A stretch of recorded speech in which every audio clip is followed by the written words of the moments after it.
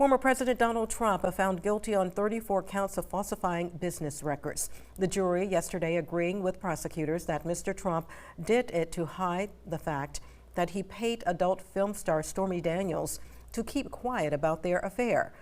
The conviction made history, as Trump is the first American president to be convicted of a crime. Republican Party leadership rallying behind him, including here in the Coastal Empire.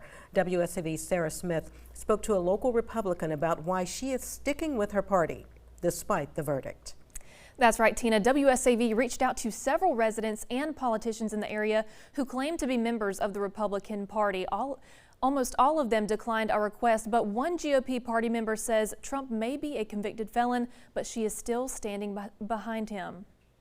All Americans should be grieving and should be speaking up today, regardless of their feelings for Trump. Beth Majoroni, a Chatham County resident and former Georgia Senate District 1 candidate, says she is still voting for former president and presumptive GOP nominee Donald Trump. This despite the guilty verdict in what has been dubbed as the hush money trial. I think from policy-wise, whether it's international policy, whether it's our local policies that drive our financial stability, keep inflation low, all those things were absolutely amazing during the time he was in office, the best I've ever seen, and I want that again. She says Trump represents an American citizen, and if the justice system can, quote, do this to one American, they can do it to all. If they can do this to political candidates and make up things about you and ultimately even take you in front of a judge and jury for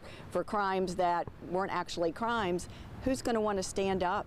And if they do stand up, they're going to be afraid to speak up. When watching the announcement of the verdict, Majoroni says her first thought was that the trial was rigged, but she admitted she expected this to be the decision of the jury. She says this verdict is bigger than Trump, and she hopes he appeals the decision. Trump could be a proxy for any of us going forward, and if this is allowed to stand as precedent, then our country is lost.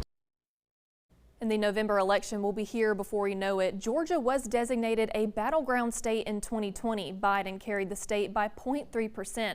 In South Carolina, the story was a bit different. Trump beat out Biden by almost 2% of that vote. Sarah Smith, WSAV News 3, on your side.